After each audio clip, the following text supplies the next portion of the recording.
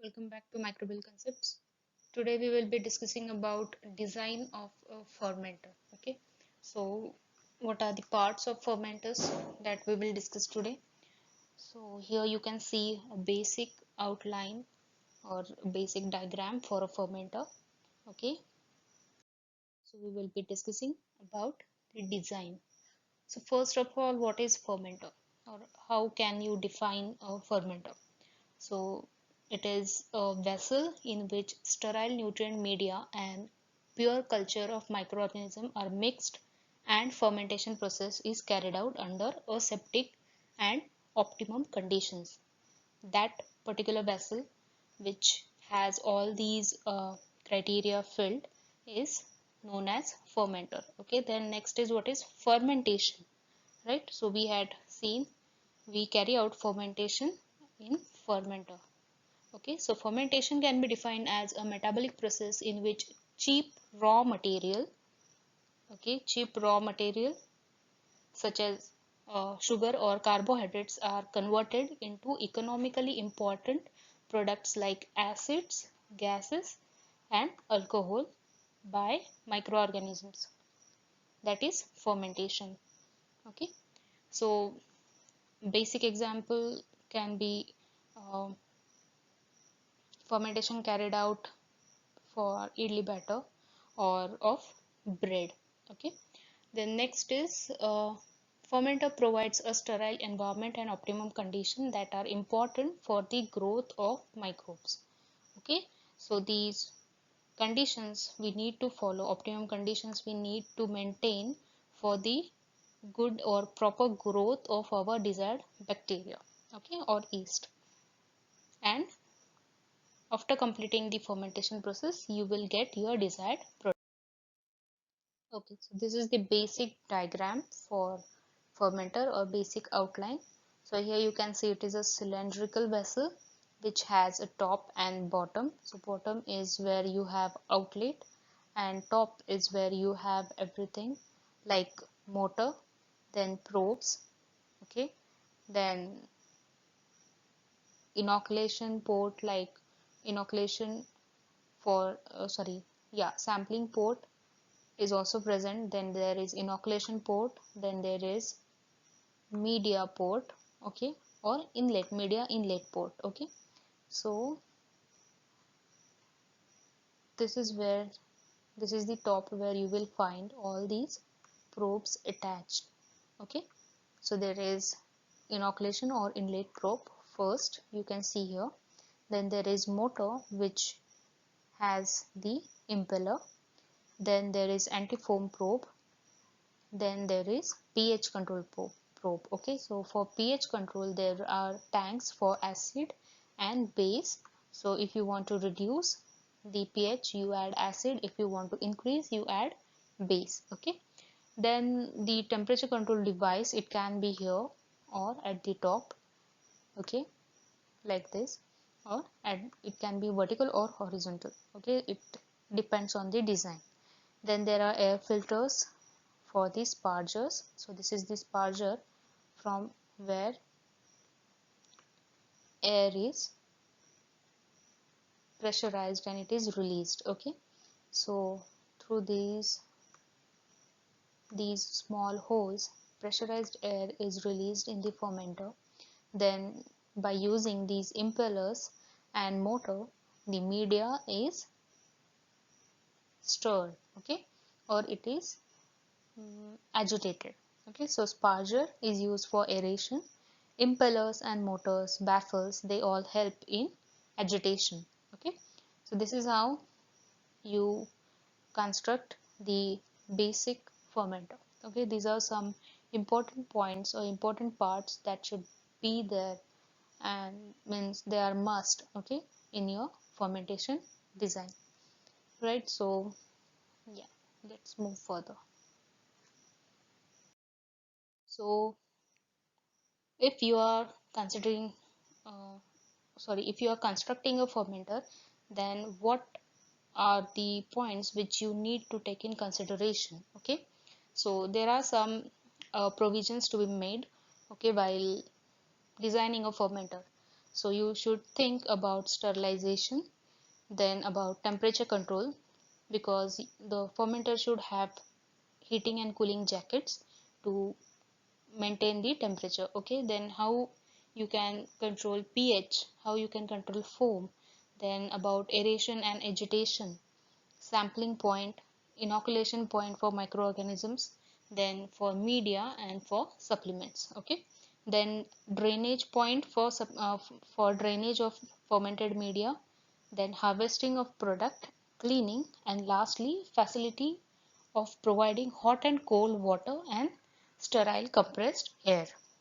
Okay, so these are some provisions you need to make, you need to consider, and you need to design your fermenter. Okay, so these are some important parts of fermenters. So first is material that is used for constructing your fermenter. So this actually depends on for what purpose or for what product you are going to design your fermenter. Depending on that, the material can be of stainless steel, glass, okay, or wooden. Then next is impellers. There are types of impellers. Then baffles. Then there should be a inoculation port. Then there should be sparger for continuous aeration. Then sampling point, pH control device, temperature control device, foaming control, and bottom drainage system. Major parts. Okay, so depending on the part of the fermenter, you may get questions like what are the roles, then what are the types of say impellers, then what is the role of baffle, then what is the role of sparger, okay, etc, etc. So let's move towards discussion of these parts or these small topics. So first is about material used. The material used for designing of a fermenter should have some important functions, like it should not be corrosive, okay, then it should not add any toxic substances into the fermentation media. It should tolerate steam sterilization process. It should be able to tolerate high pressure and it should resist pH changes. Okay, the fermenter material the fermenter material used is also decided on the type of fermentation process. Okay, for example, in case of beer, wine, or say lactic acid fermentation, the fermenter tank are made up of wooden material. Okay, whereas in other cases you may see glass or stainless steel is also used. Mostly 304 and 316 SS, that is stainless steel, is used for designing a fermenter. Okay, and these fermenters are mostly coated with epoxy or glass lining. Okay, next is the a fermenter should provide the facility to control and monitor various parameters for successful fermentation process. Okay, like you need to install some probes like temperature probe, pH probe, antifoam, and DO, okay, that is dissolved oxygen. So this was about material used. Next is about impellers. So impellers are an agitation device. They are mounted on the shaft to introduced in the fermenter through its lead. Okay, so mostly the impeller is introduced from the top of the fermenter. They are made up of impeller blades, or you can say they have blades, and the position may vary according to its need. These impellers or blades are attached to a motor on lead. The important function of an impeller is to mix microorganisms, media, and oxygen or air bubbles uniformly. Impeller blades, they reduce the size of air bubbles and distributes these air bubbles uniformly into the media. Impellers also help in breaking the foam bubbles in the headspace of fermenter, and this foam formed during the fermentation process can cause contamination problems, and this problem is avoided by the use of impellers. Okay, next is about baffles. So baffles are mounted on the wall of the fermenter or the surface of the fermenter. The important function of baffles is to break the vortex formed during agitation process by the impellers. If the vortex is not broken, the fermentation media may spill out of the fermenter, and this may result in contamination as well as can lead to different problems. Okay, so it is important to break the vortex formed and the air bubbles which are coming through the sparger by using baffles. Baffles act as barrier which break the vortex and air bubbles. In simple word or in one line, you can just write this answer if you get a question for what is role of baffles. Next is about inoculation port. This is also very important because after getting your your fermenter ready, you add media, and after adding media, you need to add inoculum. Okay, so there should be a port from where you can add your inoculum. So inoculum port is a device from which fermentation media, inoculum and substrate are added in the fermentation tank. Okay, so this line says that the port can be used for addition of media as well as addition of inoculum and as well as addition of substrate. The care should be taken that the port provides aseptic transfer. The inoculation port should be easy to sterilize as well. Okay, or it may just lead to a contamination, huge contamination, because everything you are going to add through the same port. Next is about spargers. So a sparger is an aeration system through which sterile air is introduced in the fermentation tank. Okay, it is located at the bottom of the fermentation tank.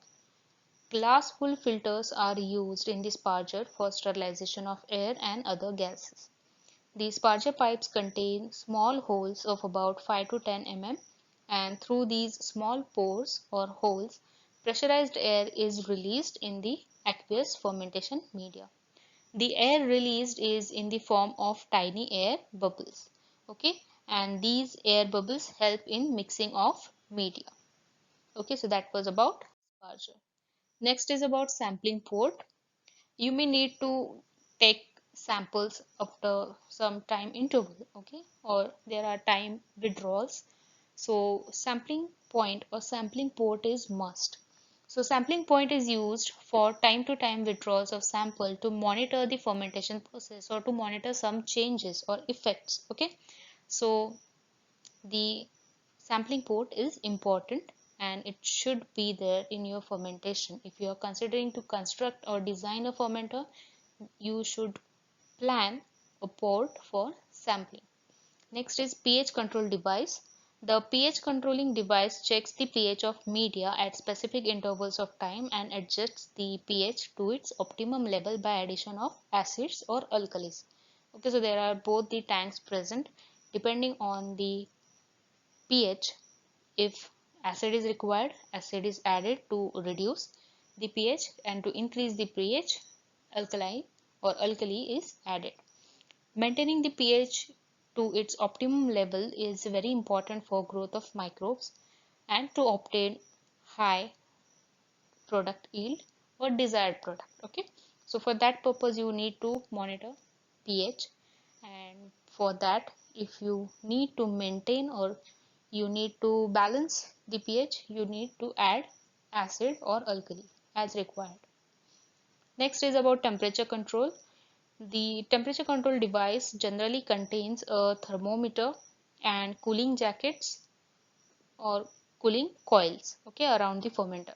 During the fermentation process, various reactions take place in the fermenter. So mostly heat is generated and it is released in the fermentation media. This increases the temperature, and increase in the temperature is detrimental to the growth of microbes. So this may hamper your fermentation process. So it is necessary to control the rise in temperature, and this is done by passing cool water through these cooling coils or cooling jackets. Okay, so that's why temperature control is also important. You need to plan for cooling jackets, okay, towards the outer side of your fermenters. This is done by passing cool water, okay, through the coils or jackets present around the fermenter. Okay, so this will help to get the temperature reduced. Next is foam controlling device or anti-foam probe. A foam controlling device is placed on the top of fermenter with an inlet into fermenter. This device contains a small tank containing anti-foaming agent. Foam is generated during fermentation and it is necessary to remove or to neutralize the foam, and by adding anti-foam agents this is done. Okay, so in one of my interview questions video I had listed some examples for anti-foam which I used. Okay, so you can refer those videos as well. I will be listing the links in description box. Do check it out. Okay, so last point is bottom drainage system. So it is a aseptic outlet present at the bottom. Okay, so the drainage point or drainage port, it should be aseptic again, because you are going to process your fermentation media, and through that point as well the contamination may come in your product. Okay, so this bottom drainage system should be aseptic. So it is a aseptic outlet present at the bottom of fermenter for removal of fermented media and products which are formed. Okay, so this was about design of fermenter. So we had completed today's topic. Do like, share and subscribe to my channel, and thank you for watching. I hope you like this video. Do follow me on Instagram and Facebook by the same handle, that is Microbial Concept. Till then, bye bye.